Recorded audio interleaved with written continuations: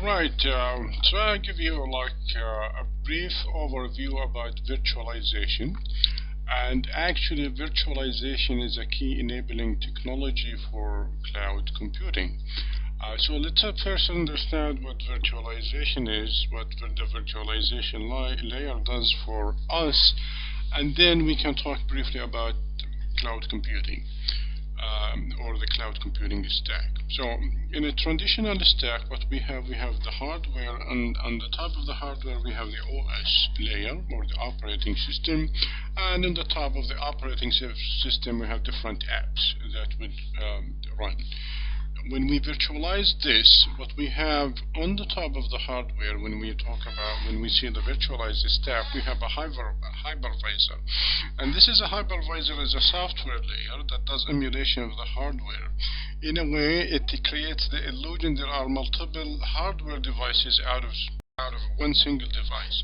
So you have one single CPU. The hypervisor would make it look like we have multiple CPUs. Physical memory, it would look like, rather than have one physical memory, you have multiple physical memories. The same thing for the disk storage. Rather than having one disk storage, we have multiple disk storage. So I'll talk briefly in a little while how we can do that, how we can have one hardware device and make it look, of course using software, make it look like having multiple hardware devices. So we've got the hypervisor, and then on the top of the hypervisor we can run different operating systems of different types. So we can have Linux, you can have Windows, you have Unix even. So on the top hypervisor we would run different operating systems, and on top of these operating systems we would run different apps. In a way, the way this picture looks like, so one app is running on the top of the operating system, but in reality you would have something like different multiple apps would run on the operating system. Okay, so this is a virtual machine. Okay, so you've got this time when you got the hypervisor would allocate single instances of the hardware to an operating system, and the operating system would think that it got its own CPU, it got its own physical memory, it got its own disk storage, and it would run on the top of that. So you have, this is a virtual machine, and then you can have another virtual machine, VM2, and then a third one, virtual machine 3. So these virtual machines are like compute instances or machines, but they are somewhat virtual because they're not running on the top of the real hardware. They're running in sort of like a virtual hardware made out of the actual physical hardware. So you've got, this is the virtualized stack. Where you would have multiple virtual machines running on the hardware. When you compare it to the physical machine, whereas you don't have a hypervisor, you would have just an operating system sitting on the top of the real physical hardware, and on the top of that you'll have running apps. So let's delve in this more. So this is how we do virtualization. Okay, so how does the hypervisor way to create multiple instances out of the same hardware device? And the way we do that, well, these are easy. For the disk storage and the physical RAM, we partition these storage areas. So for the disk storage we have different partitions, of course not of equal size, but of different sizes, and we allocate each partition to one virtual machine. And the physical RAM, the same thing we do. We slice the physical RAM into what we call physical RAM banks, and we allocate these banks to the virtual machines as we see in this illustration. And whereby, like here, we take an example, virtual machine 2, it's using bank 2, in physical RAM bank 2, and disk storage partition 3. Okay, so this is how we allocate. Well, this is how we do virtualization for the physical RAM, and this is how we do it for disk storage. But how about the CPU? How do we do it for the CPU?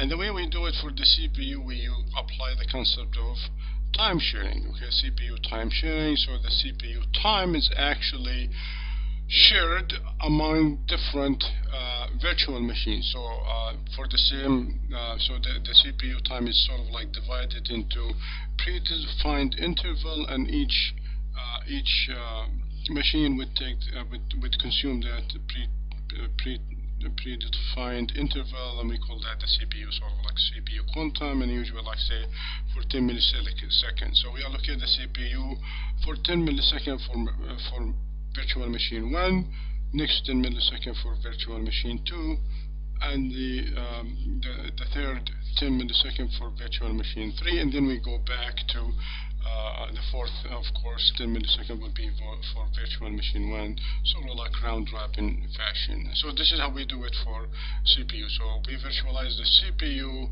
time by, dividing that CPU time into multiple time slots.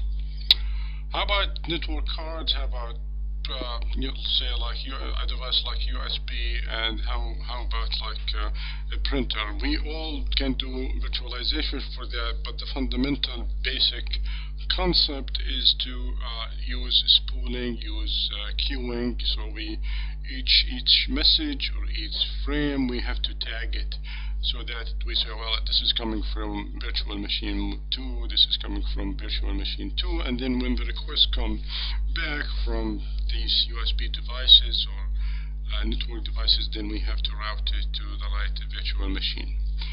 Okay, but this is basically the idea. Okay, so that's virtualization. Let's talk about the cloud computing stack, cloud stack next.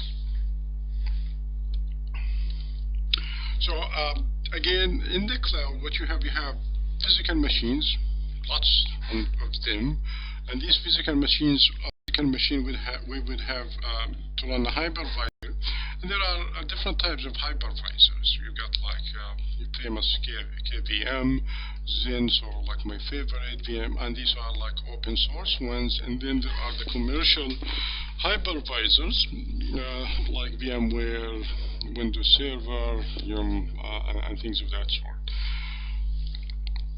So these hypervisors now are running on these physical machines, but they have to be managed by a cloud management system or an automation or management layer, and that would be basically the cloud stack management layer. So that would be installed in a master node.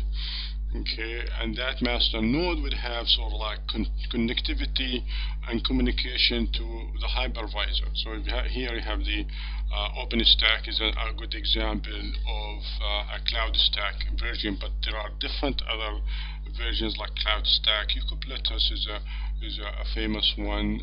Nubola is another famous one. So we've got different types of open and the cloud stack as well. So OpenStack, you would run in a master node, and you would have communication with it to the hypervisor for spinning up virtual machines and terminating virtual machines, and even for monitoring as well as management. Okay, so in a way, with that, you would have infinite sort of like compute resources, infinite resources of networking as well as storage. So with these technologies, we can put two technologies: the cloud technology or the cloud stack technology, as well as the virtualization technology. We can create a cloud computing environment or a cloud system. Thank you so much for watching.